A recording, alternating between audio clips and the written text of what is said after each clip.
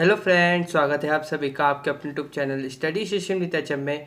तो फ्रेंड्स, आज हम RBSC class 12th maths chapter number 3 आव्यूह के पार्ट 3 को स्टार्ट करेंगे। ठीक, किसको स्टार्ट करेंगे? पार्ट 3 को स्टार्ट करेंगे। अपन आव्यूह को एनसीईआरटी जो सिलेबस है उसके हिसाब से कर रहे हैं। ठीक है। तो RBSC class 12th maths chapter number 3 आव्यूह के पार्ट 3 को स्टार्ट करेंगे। अच्छा, पार्ट 2 में हमने क्या क्या करा था? पार्ट 2 में हमने जो प्रश्नमाला थी 3.1 उसके 1 से लगाकर 5 तक के प्रश्नों को सॉल्व कर लिया था। तो आज अपना काम बनता है उसके आगे के प्रश्नों को हल करना। तो आज अपन क्वेश्चन नंबर 6 से लगाकर 10 तक यानी प्रश्नमाला 3.1 पूरे का हल देखने वाले हैं। तो यदि आपको हमारा वीडियो अच्छा लगे तो वीडियो को लाइक करें और चैनल को सब्सक्राइब करें। देखिए, पहला जो क्वेश्चन है आपको आपकी स्क्रीन पर दिख रहा होगा, लिख रखा है क्वेश्चन नंबर 6, निम्नलिखित समीकरणों से x, y तथा z के मान ज्ञात कीजिए। आपको निम्नलिखित समीकरण दे रखे हैं यानी आव्यूह दे रखे हैं और वो आपस में बराबर दे रखे हैं और पूछा गया है इसमें से आपको x, y तथा z के मान ज्ञात करने। बहुत सरल है, ऐसे प्रश्न हमने बहुत सारे हल करे हैं। तो लगाइए यहाँ पर प्रश्न नंबर 6 का पहला पार्ट करते हैं अपन, है ना, जहां पर अपन को आव्यूह दे रखा है 4x 3 5। ठीक है, बराबर दे रखा है y z 1 5। हम जानते हैं, हम क्या जानते हैं, यदि दिए हुए आव्यूह बराबर हों तो वहां पर दो चीजें बराबर होती हैं। क्या? पहली तो उनकी कोटियां बराबर होती हैं, है ना। वो दोनों जो आव्यूह आपको दे रखे हैं बराबर में, मान लो ये ए आव्यूह है, ये बी आव्यूह है, तो ए बराबर बी यदि दे रखा है तो इनकी जो कोटियां हैं वो समान होगी और इनके जो संगत अवयव हैं, संगत अवयव जो हैं वो भी बराबर होंगे। ठीक है। तो इस प्रॉपर्टी का यूज कर कर अपन क्या करेंगे, इसका क्वेश्चन का सॉल्यूशन ज्ञात करेंगे। तो लिखिए, संगत अवयवों की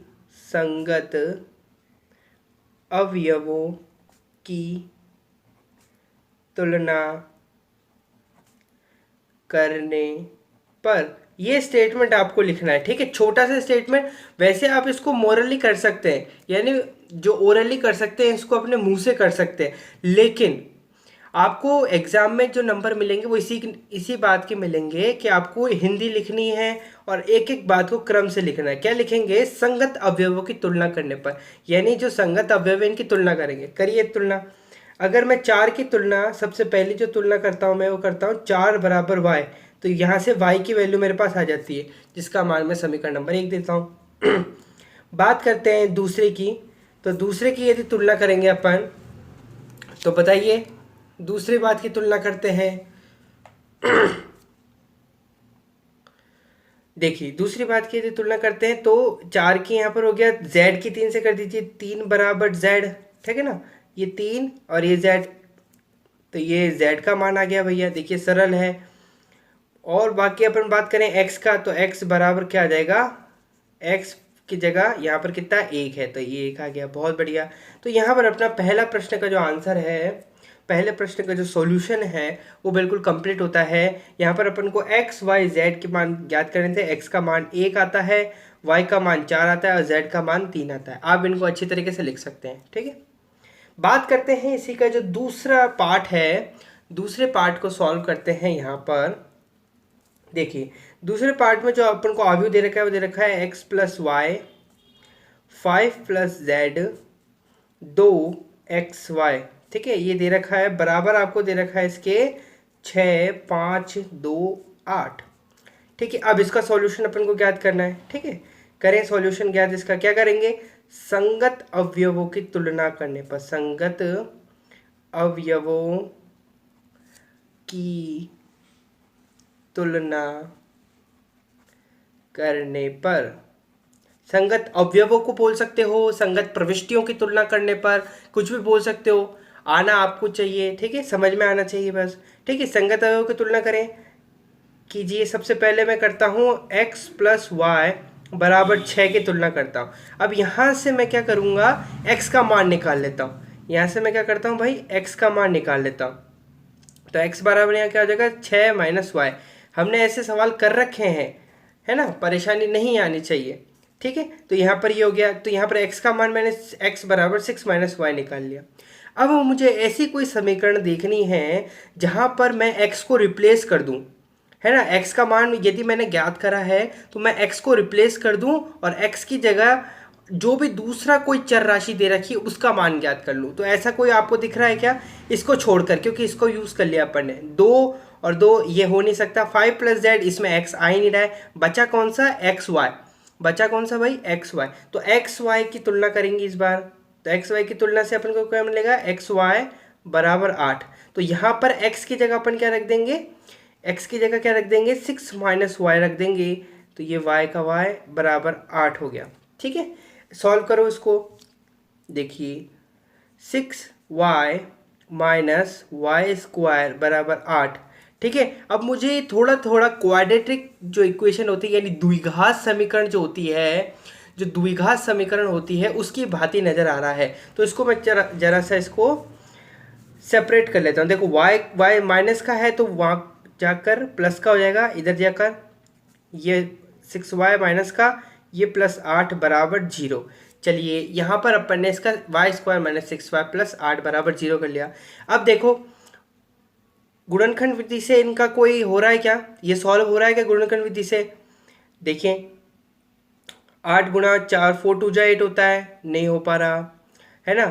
8 1 जा 8 होता है, नहीं हो पा रहा है। तो यहाँ पर गुणनखंड विधि से नहीं हो पा रहा है, तो अपन क्या करेंगे, इसका द्विघात जो श्री धराचार्य सूत्र लगाएंगे उससे सॉल्व करेंगे। यानी श्री, यहाँ देखिए इसको इक्वेशन नंबर 2 दो और यहाँ पर लिखो श्री धराचार्य सूत्र द्वारा, श्री धराचार्य जो सूत्र है उसके द्वारा यदि अपन इसको सॉल्व करेंगे तो क्या आएगा। श्री धराचार्य सूत्र क्या होता है, पहले लिख लो, y बराबर minus b plus minus b square minus 4ac upon 2a। ठीक है, जहाँ पर अपन यहाँ पर आपको पता है a कौन सा होता है, b कौन सा होता है, तो इसको सॉल्व करेंगे।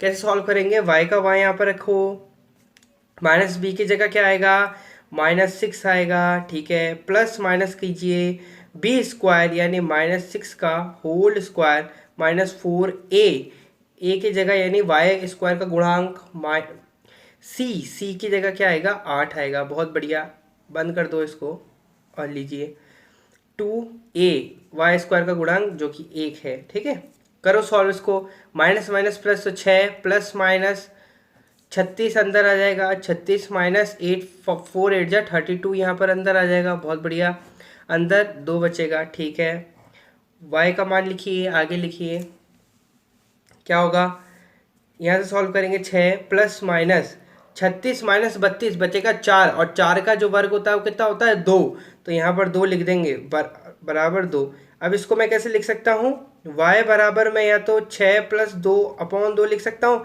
या फिर 6 माइनस 2 अपॉन 2 लिख सकता हूँ। तो देखो यहाँ से y का मान कितना आएगा, देखो एक मान तो y का कितना आएगा, 6 प्लस 2 अपॉन 2 यानी 6 प्लस 2 8, 8 बटा 2 यानी 4। एक मान तो 4 आएगा और एक 6 में से 2 गया 4, 4 बटा 2 यानी 2, है ना। यानी 2 मान आएंगे मेरे पास, y के कितने मान आ गए, 2 मान आ गए। अगर y के मेरे पास 2 मान आ रहे हैं, यहाँ देखें अंडरलाइन कर लो इसको, बॉक्स में बंद कर लो। यहाँ पर मेरे पास y के यदि 2 मान आ रहे हैं तो x के जो मान है वो भी मेरे पास कितने आएंगे, 2 आएंगे। कैसे आएंगे, देखो सॉल्व करते हैं। जो समीकरण नंबर फर्स्ट था मेरे पास उसके अंदर मान रखेंगे। समीकरण नंबर फर्स्ट क्या था, x बराबर 6 माइनस वाई। तो समीकरण नंबर फर्स्ट में मान रखने पर यहाँ पर लाइन खींचें, समीकरण फर्स्ट में एक में y बराबर 4 रखने पर, रखिए y बराबर 4 रखेंगे तो क्या आएगा, समीकरण फर्स्ट क्या था, x बराबर क्या था, देखो दिख रहा है, x बराबर 6 माइनस वाई था। तो 6 माइनस वाई की जगह 4 रखना है, तो x का मान कितना आएगा, x बराबर, देखो है ना, x बराबर 6 माइनस 4, तो x बराबर कितना आएगा, 2 आएगा। ठीक है, अब आपको x की जगह क्या रखना है, मतलब x बराबर 6 माइनस y की जगह क्या रखना है, 2 रखना है। ठीक है, 2 रखो तो कितना आएगा भाई, x बराबर आ जाएगा 4। ठीक है, तो यहाँ पर y के मान भी 2 आ गए। ठीक है, देखिए यहाँ पर x के मान कितने आ गए, 2 आ गए। कौन कौन से, एक तो 2 आया और एक 4 आया। ठीक है, इसको भी बॉक्स में बंद कर लो। तो यहाँ पर x के मान आ गया, y का मान आ गया, बचा किसका मान, z का मान बचा। तो z का मान तो बहुत इजी है भाई, 5 प्लस, देखिए z का मान निकालना तो बहुत इजी है, 5 प्लस z, 5 दे रखा है।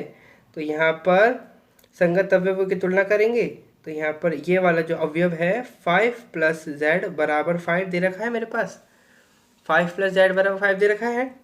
ठीक है, इसको सॉल्व करेंगे तो z बराबर कितना आ जाएगा, 0 आ जाएगा। तो यहाँ पर मेरे पास तीनों मान आ गए। ठीक है, तीनों मान आ गए। कौन कौन से आ गए, एक बार यहाँ सेपरेटली लिख लेते हैं। यहाँ सेपरेटली लिख लो। x बराबर कितना आया मेरे पास, x बराबर 2 आया, 4 आया। y बराबर मेरे पास कितना आया, 4 आया, 2 आया। और z बराबर मेरे पास कितना आया, 0 आया। क्या बात क्लियर है?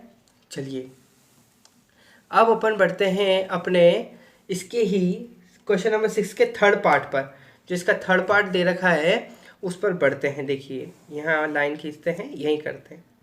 थर्ड पार्ट में जो अपन को अवयव दे रखे हैं वो क्या दे रखे हैं, एक बार लिख लेते हैं। x plus y plus z, x plus z, y plus z. ठीक है, बंद करें इसको ब्रैकेट में, बराबर दे रखा है 9, 5, 7। और इसके अंदर अपन को क्या क्या ज्ञात करना है, एक्स वाई और जेड का मान ज्ञात करना है। कैसे करेंगे, बहुत इजी है, बस क्वेश्चन को समझना है। क्वेश्चन जो दे रखा है वो ये दे रखा है। अब इसके अंदर x प्लस जेड दिख रहा है, तो यहाँ पर मुझे x प्लस जेड का यदि मान निकाल लूँगा तो क्या होगा, इस प्रकार से करना है। सबसे पहले तो आपको अपनी प्रॉपर्टी याद रखनी है। प्रॉपर्टी क्या है, प्रॉपर्टी थी भाई हमारे को यदि कोई अवयव दोनों बराबर दे रखे हैं तो पहली प्रॉपर्टी तो क्या होती है कि उनकी कोटियाँ समान होती है, और जो दूसरी प्रॉपर्टी होती है वो ये होती है कि उनके जो संगत अवयव होते हैं वो समान होते हैं। तो संगत अवयवों की तुलना करेंगे, संगत अवयवों की तुलना करने पर, संगत अवयवों की तुलना करेंगे। संगत अवयव कौन कौन से हैं, जैसे सबसे पहला संगत अवयव है x plus y plus z बराबर 9। ठीक है, इसको समीकरण नंबर ए दे दो। अब यहाँ से कि कोई सा भी मान निकाल लो, है ना, किसी का x का मान निकाल लो। तो x का जब आप मान निकाल लोगे तो इससे आपको क्या बेनिफिट होगा, देखो x का जब आप मान निकाल लोगे तो x का मान अपन यहाँ रख देंगे, कहाँ पर, z की जगह रख देंगे। x का मान निकाल कर ये जो सेकंड की जो तुलना करेंगे x प्लस जेड बराबर 5, तो यहाँ पर x की जगह ये वाला मान रख देंगे तो सॉल्व हो जाएगा। देखो करके देखते हैं। जैसे ही करा तो यहाँ से x का मान निकाल लेते हैं। x का मान कितना लिखा है, 9 माइनस, इसको सबको यहाँ भेज दो, माइनस वाई माइनस जेड। तो ये समीकरण नंबर 1 हो गया, है ना। तो यहाँ से अब अपन दूसरी तुलना करते हैं। एक तुलना से तो अपन को x का मान निकला, अब दूसरी तुलना ये करते हैं, x प्लस जेड बराबर 5 की तुलना करते हैं। अब यहाँ पर समीकरण 1 से मान रखेंगे, समीकरण 1 से x का मान समीकरण नंबर बी में रखने पर, तो रखो, तो 9 minus y minus z plus z बराबर 5। ठीक है, तो z माइनस जेड से प्लस जेड गया, बचा कितना, 9 माइनस वाई बराबर 5। ठीक है, क्या बातें क्लियर हो रही है क्या। अब यहाँ से y का मान निकालो, माइनस वाई बराबर कितना जाएगा, 5 माइनस 9। तो यहाँ से माइनस वाई बराबर 9 में से 5 गए, माइनस का, माइनस 9 में से 5 गया, कितने बचेंगे, 4। तो माइनस से माइनस किया तो y बराबर कितना आ गया भैया आपके पास, y बराबर आ गया 4। ठीक है, अंडरलाइन कर लो, एग्जैक्ट मान आ चुका है अपने पास, y बराबर कितना आ गया, 4 आ गया। पहला मान अपन ने निकाल लिया y बराबर 4 का। ठीक है, समझ में आया। अब y बराबर 4 यदि निकाल लिया है तो अब देखो अपने पास और क्या बचता है, और अपन को निकालना है अब y का मान। अब मैं कहाँ रखूँ, y का मान कहाँ रखूँ कि मेरे पास और दूसरे प्लेस आ जाए। तो मुझे दिख रहा है क्वेश्चन के अंदर मुझे एक दे रखा है y प्लस जेड बराबर 7 दे रखा है, y का मान मेरे पास आ चुका है, और y का मान यदि मैं यहाँ रख दूँ तो मेरे पास मान आ जाएगा किसका, z का। तो चलो शुभ काम में देरी कैसी, लिखते हैं यहाँ पर। अब अपने पास इक्वेशन क्या आ रही थी, y अपन ने संगत अवयव लगाया y प्लस जेड बराबर 7 करा अपन ने, ठीक है। तो y प्लस जेड बराबर 7 करा, तो यहाँ पर अपन जो अपने पास y का मान आया था वो यहाँ पर बहुत अच्छी तरीके से रखेंगे। तो 4 प्लस जेड बराबर 7 आया, ठीक है। तो z का मान यहाँ से 7 माइनस 4 हो जाएगा, और z का मान यानी 7 माइनस 4 बराबर 3 होता है। तो z का मान भी मेरे पास आ गया, बहुत बढ़िया, z का मान भी मेरे पास आ गया। अब बचा क्या है, मेरे पास y का मान आ गया, मेरे पास z का मान आ गया। तो इक्वेशन नंबर फर्स्ट याद होगी आपको जो अपन ने करी थी। तो समीकरण नंबर फर्स्ट जो थी अपने पास वो क्या थी, समीकरण नंबर फर्स्ट में लिखेंगे यहाँ पर, समीकरण नंबर फर्स्ट में y तथा z का मान रखने पर, ठीक है, रखिए रखने पर। इक्वेशन नंबर फर्स्ट क्या थी अपने पास, सबको याद होनी चाहिए, x plus y plus z बराबर 9 थी। क्या यही थी इक्वेशन नंबर फर्स्ट अपन ने, यानी इक्वेशन नंबर ए, जो इक्वेशन नंबर ए थी, इक्वेशन नंबर फर्स्ट तो वो थी, इक्वेशन नंबर जो ए थी उसको अपन ने x plus y plus z माना था बराबर 9। तो यहाँ पर अपन को y और z के मान आ चुके हैं। देखिए y का मान ये रहा और z का मान ये रहा। तो y का मान रखिए x प्लस y का मान कितना 4 आया था, z का मान आया 3 बराबर 9। तो x प्लस 7 बराबर 9। तो x बराबर कितना है 9 माइनस 7, मतलब x बराबर कितना आएगा भाई, 9 में से 7 गया 2। तो यहाँ पर x का मान भी मेरे पास बहुत अच्छे तरीके से आ जाता है। तो मैंने क्वेश्चन नंबर 6 का जो पार्ट नंबर 3 था उसके भी सारे क्वेश्चन सॉल्यूशन निकाल लिए। क्या क्या निकले सॉल्यूशन, एक बार यहाँ लिख लो सेपरेटली। x का मान क्या निकला भाई आपके पास, x का मान जो निकला वो है आपके पास 2, y का मान जो निकला वो है आपके पास 4, और z का मान आपके पास जो निकला वो है आपके पास 3। क्या सही है क्या ये, 2 4 और 3, x का मान कितना आएगा 2 4 और 3, ठीक है। अब अपन आगे बढ़ते हैं और आगे देखेंगे अपन, चलिए अब करते हैं अपन नेक्स्ट क्वेश्चन। अब आपके स्क्रीन पर नेक्स्ट क्वेश्चन, क्वेश्चन नंबर 7 दिख रहा होगा, और वो इस प्रकार आपको दिख रहा है कि समीकरण आपको दे रखे हैं, यानी आव्यूह आपको 2 दे रखे हैं, और वो ही आपको पिछली की तरह a b c d की वैल्यू ज्ञात करनी है। तो आव्यूह जो दे रखे हैं आपको वो एक बार लिख लेते हैं। 7वां जो क्वेश्चन है उसका सॉल्यूशन देखते हैं। आव्यूह या समीकरण आपको दे रखे हैं a minus B two a minus B two a plus C और अपन को 3c प्लस डी, ये एक दे रखा है आव्यूह। बराबर इसके बराबर में क्या दे रखा है आपको, -1 5 0 और 13, ये आपको दे रखे हैं आव्यूह। कोई दिक्कत बिल्कुल नहीं। अब इसको सॉल्यूशन करना है, ज्ञात करना है वही अपन को a b c d का मान, a b c और d का जो मान है वो ज्ञात करना है। बहुत बढ़िया, चलिए सॉल्व करते हैं इसको। कैसे करेंगे सॉल्व, वही संगत अवयवों का कॉन्सेप्ट लगाना है और वही कोटि वाला जो कॉन्सेप्ट है अपना वो लगाना है। लगाओ, संगत अवयवों की तुलना करने पर, संगत अवयवों की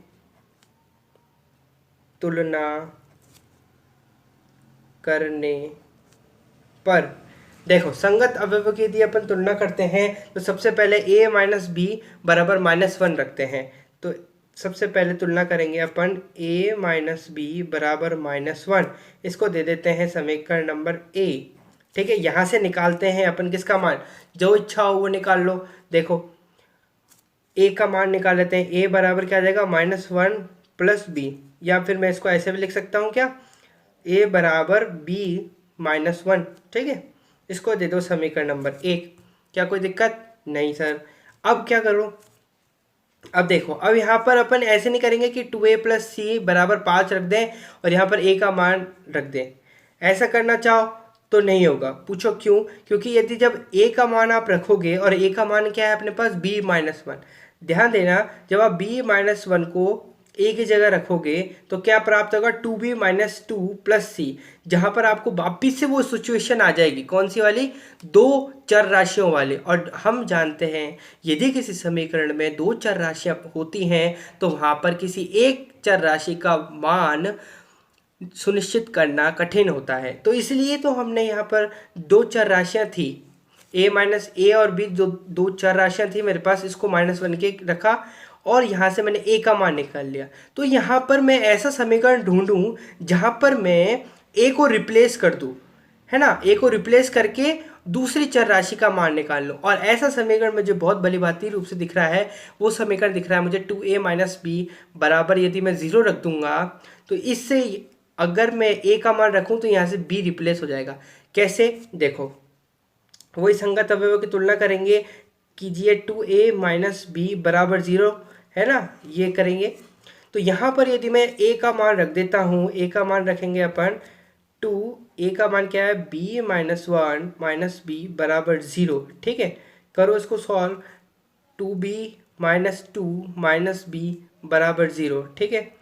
करो इसको आगे सॉल्व कीजिए, क्या होगा 2b माइनस 2 माइनस बी, तो 2b माइनस बी कितना हो जाएगा b माइनस 2 बचेगा, b माइनस 2 बराबर 0। और यदि मैं यहाँ से किसका मान निकालना चाहूँ, अगर मैं यहाँ से b का मान निकालना चाहूँ तो कौन बताएगा मुझे b का मान कितना आ जाएगा, 2 आ जाएगा, ठीक है। b का मान मेरे पास कितना आ गया, 2 आ गया। बॉक्स में बंद कर लो, जो जो मान आते जाते हैं उसको बॉक्स में बंद कर लो, ताकि दूसरा जब आप मान निकालो तब आपको दिक्कत ना हो, ठीक है। यहाँ से अपन ने b का मान निकाल लिया। अब यदि मेरे को b का मान मिल गया तो मैं समीकरण नंबर 1 में b का मान यदि मैं रख दूं तो मेरे पास a का मान आ जाएगा। तो सर देरी क्यों कर रहे हो, वापिस से लिख दो। तो समीकरण 1 में b बराबर 2 रखने पर, तो रख दें, फटाफट रख दो। a बराबर कितना आ जाएगा आपके पास, b कितना है 2 माइनस 1, तो a बराबर आपके पास कितना आ गया, 1 आ गया, ठीक है। a बराबर कितना आ गया आपके पास, 1 आ गया। इसको भी आप इसको बॉक्स में बंद कर लो। चलो 2 मान अपने पास आ चुके हैं, 2 मान और बाकी हैं, c और d का और मान बाकी है। तो कैसे ज्ञात करेंगे, देखो c का भी ज्ञात हो जाएगा। c का कैसे ज्ञात होगा, देखो 2a प्लस सी बराबर 5 अपन को रखना है, तो a का मान अपन को पता है, c का मान यदि ज्ञात करना है तो बस a का मान रख दो यहाँ पर। तो संगत अवयवों की तुलना करेंगे, संगत अवयवों की तुलना से समीकरण है 2a प्लस सी बराबर 5। संगत अवयवों की तुलना करनी है, ध्यान देना, अगर ये है तो इसकी मत रख देना इसके बराबर, 2a प्लस सी बराबर 5 ही रखना है, जो जिस प्लेस पे आ रहा है, यानी पहली पंक्ति का दूसरा अवयव है तो पहली पंक्ति का दूसरा अवयव यहाँ पर भी लगेगा, है ना। इसी प्रकार से आपको सॉल्व करना है। तो a का मान जो था मेरे पास 1 आया था, तो a का मान मैं यहाँ रख देता हूँ प्लस सी बराबर 5, तो 2 प्लस सी बराबर 5, तो c बराबर 5 माइनस 2, तो c बराबर 3, ठीक है। क्लियर हुआ, तो यहाँ पर इसको बॉक्स में बंद कर लो। अब यदि मुझे c का मान ज्ञात हो गया है, 4 में से 3 का मान ज्ञात हो गया है, अब d का मान ज्ञात करना है। तो d के लिए अपन को समीकरण चुनना पड़ेगा यहाँ पर। तो d के लिए यहाँ पर सीधा सीधा 3c प्लस डी बराबर 13 दिख रहा है, तो यहाँ पर लिख दीजिए। यहाँ पर क्या करेंगे अपन, 3c प्लस डी बराबर 13, यहाँ पर c का मान रख दो। c का मान कितना आया, 3 आया था भाई, तो d बराबर 13, 9 प्लस डी बराबर 13, तो d बराबर 13 माइनस 9, तो d बराबर 13 में से 9 गया 4, तो ये आ गया 4, ठीक है। तो यहाँ पर अपन को ये वाला मान ज्ञात हो गया। सेपरेटली लिख लो कौन कौन से मान ज्ञात हुए, एक बार यहाँ लिख लो कौन कौन से मान ज्ञात हुए अपन को। a का मान कितना आया भाई अपने पास, a का मान 1 आया सर, b का मान कितना आया 2 आया सर, c का मान कितना आया 3 आया, d का मान कितना आया 4 आया। तो ये अपन को a b c d 7वें सवाल का जो उत्तर है 1 2 3 4 अपना आंसर आ रहा है। कोई दिक्कत, कोई परेशानी नहीं, अगले सवाल में पढ़े।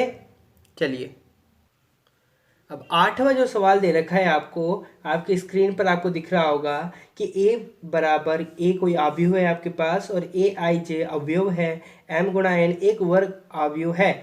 यदि आपसे एक अवयव दे दिया है या आपको अवयव दे दिया है और आपको पूछा ये वर्ग अवयव है, कब होगा ये वर्ग अवयव, ये पूछा है आपसे, कौन सी स्थितियों में होगा। निम्नलिखित स्थितियां दे रखी है, ए स्थिति दे रखी है जब m जो है आपका वो n से छोटा हो। दूसरी स्थिति दे रखी है जब m आपका है वो n से बड़ा हो। c स्थिति दे रखी है जब m बराबर n हो। और d स्थिति दे रखी है इनमें से कोई भी नहीं। तो सभी बच्चों को, सभी छात्रों विद्यार्थियों को पता होगा, मैंने आव्यूह, जो वर्ग आव्यूह है उसको मैंने समझाया था। वर्ग आव्यूह में क्या होता है कि जो कोटियां होती हैं यानी पंक्तियों की संख्या और जो स्तंभों की संख्या होती है वो दोनों बराबर होती हैं आपस में। तो इसमें सी स्टेटमेंट जो है m बराबर n का वो बहुत ही अच्छी तरीके से सही होने वाला है। तो 8th में क्या आंसर आ जाएगा? सी आंसर आ जाएगा अपने पास। बहुत सारा क्वेश्चन था। आगे बढ़ेंगे। आगे आपके पास 9वां जो क्वेश्चन है वो आपकी स्क्रीन पर आपको दिख रहा होगा। 9वां क्वेश्चन है x तथा y के प्रदत्त किन मानों के लिए आव्यूह के निम्नलिखित युग्म समान है। मतलब आपको ये मान दे रखे हैं a b c d, ये आपको x और y के मान दे रखे हैं और पूछा है इसमें से आपसे पूछा है कि यदि आव्यूह बराबर हैं, अगर ये जो दिया गया आव्यूह है, ये दोनों आव्यूह अगर ये दोनों बराबर हो गए तो निम्न में से जो दिए गए युग्म हैं तो इनमें से कौन से वो मान होंगे जिनके लिए बराबर होंगे। यानी सीधे सीधे अपन को x और y का मान ज्ञात करना है दिए गए आव्यूह से और उसमें से देखना है कि इसमें वो मान है कि नहीं है। इसमें एक सरल तरीका ये है कि भैया आप x का मान रख लो, है ना। आव्यूह में x का मान रखोगे तो आपको वैसे भी ज्ञात हो सकता है क्योंकि ये MCQ टाइप है, ज़्यादा टाइम वेस्ट नहीं करना है इसके अंदर। जैसे पहले ऑप्शन में आपको दे रखा है -1/3 x का मान और y का मान दे रखा है 7। तो देखो आव्यूह में सबसे पहले 3x + 7 आपको दे रखा है, यहाँ पर आप x का मान रख के देखो। हम जानते हैं यदि दो आव्यूह बराबर हैं, ध्यान देना, हम जानते हैं जब दो आव्यूह बराबर होते हैं तो उनके संगत अवयव भी बराबर होते हैं। तो यहाँ पर 3x + 7 = 0 है। अगर मैं 3x यानी x की जगह यदि मैं -1/3 रखता हूँ तो मेरे पास क्या आना चाहिए? उसको सॉल्व करने पर 0 आना चाहिए। तो क्या आ रहा है क्या मेरे पास? यदि मैं 3x की जगह -1/3 रखता हूं तो देखो 3 से 3 तो कट जाएगा, -1 बचेगा, तो 7 में से -1 गया तो 6 बचेगा, तो वो बराबर 0 के नहीं आ रहा है। तो पहला तो ऑप्शन गलत हो जाता है। दूसरा तो ज्ञात करना संभव नहीं है, वो अलग बात है। तीसरे की यदि बात करें, x का मान रखेंगे यदि, तो 3x की जगह अपन क्या आएंगे -2/3, 3 से 3 कट जाएगा, -2 + 7 बचेगा, तो 7 में से 2 गया, कितने बचेंगे? 5 बचेगा, वो भी 0 के बराबर नहीं आ रहा है, तो ये ऑप्शन भी गलत हो गया। बढ़ते हैं ऑप्शन नंबर डी की तरफ। x का मान रखेंगे, तो x का मान रखेंगे जब अपन, तो क्या आएगा देखो, सॉरी, अगर पहले वाला ऑप्शन ही गलत हो गया इसका मतलब आप कहीं भी नहीं जा सकते हो, क्योंकि x का मान जब पहले में ही गलत हो गया तो आप कैसे ज्ञात कर सकते हो। डी का यदि अपन देखेंगे x बराबर -1/3 रखते हैं अपन, तो -1/3 रखते हैं तो 3 से 3 कट जाएगा, इसमें भी नहीं आएगा। तो यहाँ पर ज्ञात करना संभव नहीं है, ये अपन लिख सकते हैं, ठीक है। अब इसको यदि करना चाहें तो कैसे करेंगे, देखिए अब अपन करते हैं इसको सॉल्यूशन। ओरली जो है एमसीक्यू टाइप में अपन ने देख लिया कि कैसे सॉल्व करना है इसको, यदि एमसीक्यू में आ जाए। लेकिन यदि अपन को रिटर्न में आ जाए तो कैसे करेंगे, देखो करने का तरीका आप समझ लो। यहाँ पर 9वां जो क्वेश्चन है वो क्या दे रखा है अपन को, 3x + 7 y + 1 5 2 - 3x, ये एक आव्यूह दे रखा है। इन दोनों को बराबर रख दें अपन, यही तो बोला है प्रश्न में, ये कब बराबर होंगे, तो हम देख लेते हैं। ये बराबर है y - 2 8 और 4, मान लो ये दोनों बराबर हैं। अब अपन इनके संगत अवयवों की तुलना करते हैं। तो संगत अवयवों की तुलना करेंगे। पहले अवयव है 3x + 7 = 0, तो यहाँ से 3x बराबर -7, तो x बराबर कितना है -7/3। एक x का मान अपने पास ये आ रहा है, ठीक है। अब देखो y का मान निकालते हैं, यानी ये वाले की अपन तुलना करते हैं। तो 5 बराबर y - 2 है, तो यहाँ पर करो तुलना, तो y बराबर कितना आएगा 5 + 2, तो y बराबर कितना आएगा 7 आएगा। चलो ऑप्शन में है ही नहीं, -7/3 भी नहीं है, 7 भी नहीं है ऑप्शन में, है ना। y बराबर 7 है, ऑप्शन में है y बराबर 7, ठीक है। अब और देखो y + 1 बराबर 8 आ गया, तो y बराबर 8 - 1, तो y बराबर 7, ठीक है, ये भी आ रहा है ऑप्शन में। चलिए आगे बढ़ते हैं। 2 - 3x = 4, तो 2 बराबर 4 प्लस 3x, 2 बराबर यहाँ पर क्या कर लो, इसको उधर ले आओ 3x, तो 4 माइनस 2 बराबर -2 बराबर 3x, तो x बराबर कितना आ जाएगा -2/3।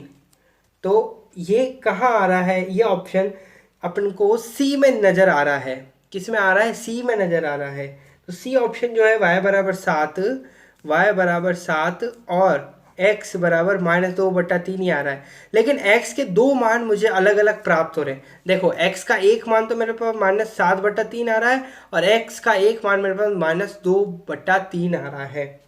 तो इसमें से तो ये संभव नहीं होगा। इसमें जो ऑप्शन होगा वो राइट ऑप्शन तो y बराबर 7 और x बराबर -2/3 हो जाएगा, यदि इसको सॉल्व करना है अपन को, है ना। लेकिन जब अपन x का मान, ध्यान देना, जब x का मान -2/3 यदि मैं 3x + 7 में रखूं तो मेरे पास ये संतुष्ट नहीं होती है। ये जो मेरे पास आव्यूह है वो संतुष्ट नहीं होता है, इसलिए मैं बता रहा हूँ यहाँ पर ज्ञात करना संभव नहीं होगा। जो बी ऑप्शन होगा वो इसका सही होगा। पूछो कैसे, अगर मैं मानता हूँ कि ऑप्शन नंबर सी सही है मेरा, है ना, मैं मान रहा हूँ ऑप्शन नंबर सी सही है मेरा, तो ऑप्शन नंबर सी है, इसके हिसाब से मेरे पास जो एक्स का मान है यदि मैं यहाँ रखता हूँ, यदि एक्स का मान मैं यहाँ रखता हूँ तो मेरे पास क्या आना चाहिए, 0 आना चाहिए। तो क्या मेरे पास 0 आ रहा है क्या, चेक करो एक बार। -2/3 को एक्स की जगह रखो तो क्या आएगा, 3 से 3 कट जाएगा, -2 + 7 बचेगा जो कि 0 के बराबर नहीं आएगा। तो ये वो हो गई अपने पास, है ना। तो इससे अपन को समझ में आ रहा है कि इसका हल ज्ञात नहीं होगा, क्योंकि x के दो मान आ रहे हैं। जिस प्रकार से y के दो मान मेरे पास समान आ रहे हैं उसी प्रकार के x के भी होते, तो मेरे पास ये युग्म जो है वो समान हो जाता, यानी ऑप्शन नंबर सी सही हो जाता। लेकिन ऑप्शन नंबर सी इसलिए सही नहीं क्योंकि यहाँ पर x के दो मान आ रहे हैं। समझ में आ रही होगी आपको मेरी बात। चलिए अब अपन बढ़ते हैं आगे, नेक्स्ट क्वेश्चन जो कि अपना लास्ट क्वेश्चन है उसकी तरफ आगे बढ़ते हैं। लास्ट क्वेश्चन जो है वो आपको आपकी स्क्रीन पर दिख रहा होगा, लिखा है 3 × 3 कोटि के ऐसे अवयवों की कुल कितनी संख्या होगी जिनकी प्रत्येक प्रविष्टि 0 या 1 है। क्वेश्चन को ध्यान से समझना, बहुत बढ़िया क्वेश्चन है, आने लायक क्वेश्चन है एग्जाम में। लिखा है 3 × 3 कोटि के ऐसे अवयवों की कुल कितनी संख्या होगी। पहले तो 10वां प्रश्न का जो पूछना क्या चाहता है वो लिख लेते हैं यहाँ पर, ठीक है। 10वां जो प्रश्न है वो चाहता क्या है, दिया क्या है, पहले तो ये देख लेते हैं। दिया है, क्या दिया है भाई, कि 3 × 3 कोटि का अवयव है अपने पास, है ना। 3 × 3 कोटि का अवयव है, ठीक है। 3 × 3 कोटि का एक अवयव है, ये दे रखा है, बहुत बढ़िया। ज्ञात क्या करना है, ऐसे अवयवों की कुल संख्या, यानी अवयवों की कुल संख्या ज्ञात करनी है। ज्ञात क्या करना है भाई, ज्ञात करना है। ये मैं स्पेस की कमी के कारण यहाँ लिख रहा हूँ, बाकी आपको इसको यहीं लिखना है ना। ज्ञात करना है, क्या ज्ञात करना है भाई, ज्ञात करना है अपन को अवयवों की संख्या ज्ञात करनी है। अवयवों की संख्या, अवयवों की संख्या ज्ञात करनी है। कैसे अवयवों की संख्या ज्ञात करनी है, जिनके प्रत्येक अवयव की जो प्रविष्टि है, जिनके क्या लिख रखा है, अवयवों की संख्या जिनके प्रत्येक प्रविष्टि कह लो, प्रत्येक अवयव कह लो, है ना। मैं अवयव लिख लेता हूँ यहाँ पर, सरल पड़ेगा। अवयव की संख्या जिनके प्रत्येक अवयव 0 या 1 है। चलिए भैया ये ज्ञात करना है, यानी ऐसे अवयवों की संख्या ज्ञात करनी है। ऐसे अवयवों की कितनी संख्या हो सकती है कि जो मेरे पास 3 × 3 का जो यदि कोई अवयव है उसके प्रत्येक अवयव में यदि एक बार 0 आ रहा हो या फिर एक बार 1 आ रहा हो, तो ऐसे अवयव कितने बना सकता हूं मैं, ये पूछा गया है। प्रश्न समझ में आया है। यदि प्रश्न अपने अपने दृष्टिपटल पर स्पष्ट हो गया है तो अब अपन सवाल को सॉल्व करते हैं।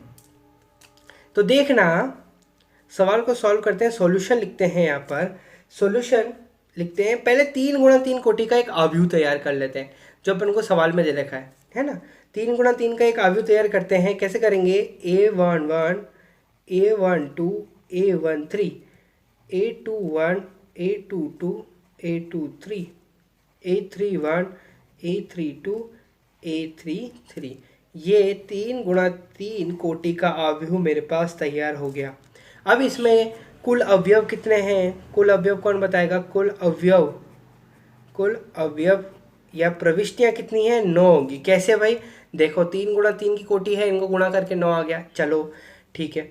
अब प्रश्न में बोला है कि यदि मैं A11 की जगह 0 रखूं या फिर 1 रखूं, यानी कुल स्थितियां कितनी है मेरे पास, कुल स्थितियां कितनी हो गई।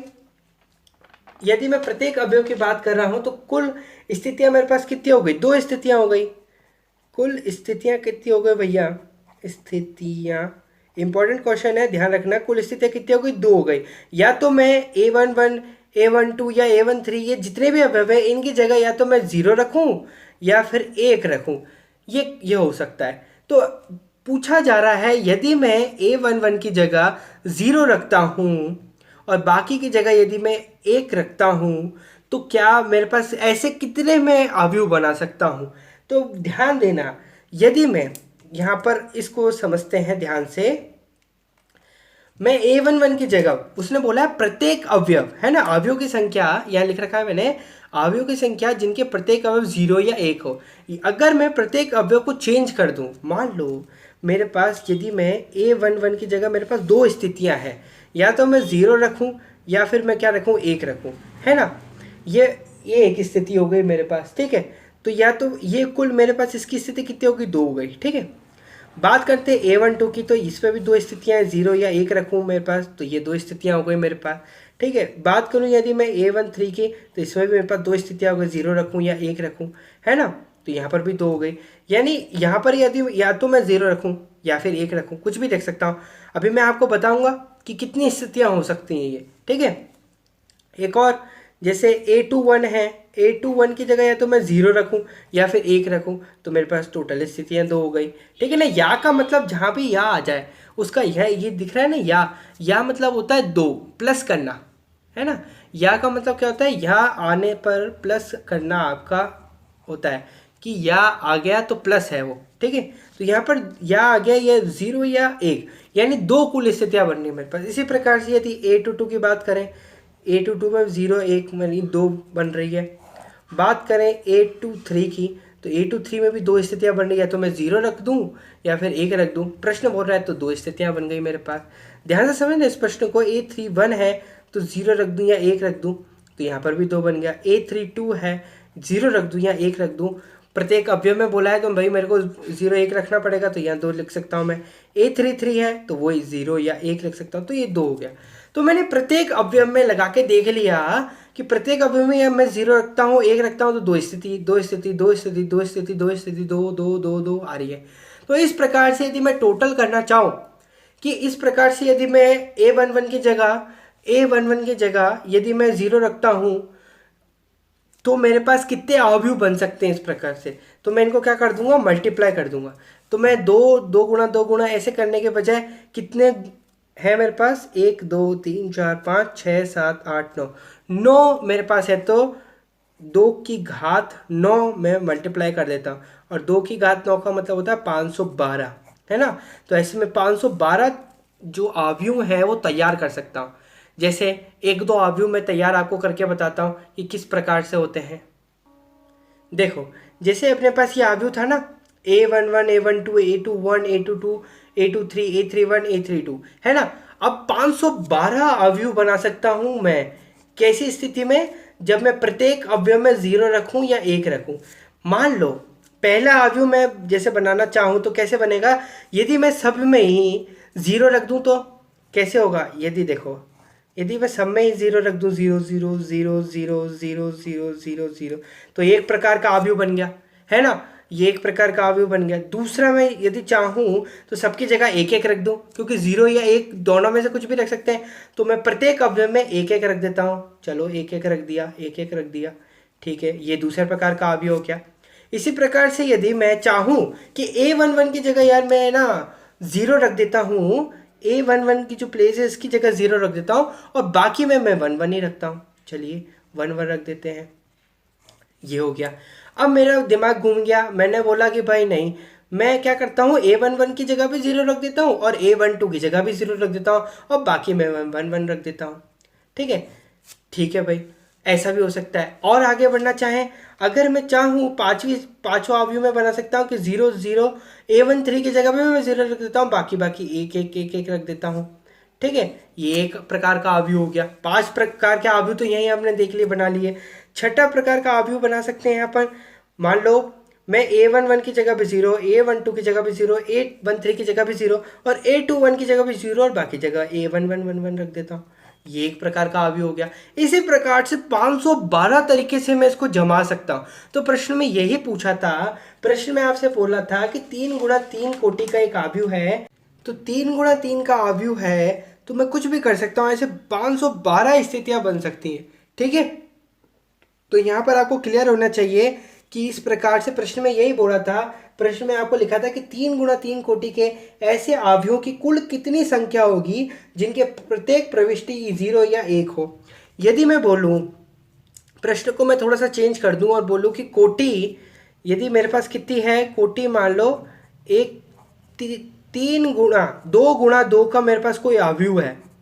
क्या है मेरे पास? कोटि 2 गुणा 2 का कोई अवयव है जिसमें प्रत्येक अवयव में 0 या 1 या फिर 2 आने की में यदि आए, प्रत्येक अवयव में 0 या फिर 1 या फिर 2 आए तो अवयवों की कुल संख्या बताओ। तो आप क्या करोगे? वही A11, A12, A21, A22। पहले आप 2 गुणा 2 कोटि का एक अवयव तैयार करोगे जिसमें से आप क्या करोगे? प्रत्येक अवयव, कुल अवयव कितने हैं अपने पास? 1 2 3 4, 4 कुल अवयव हैं।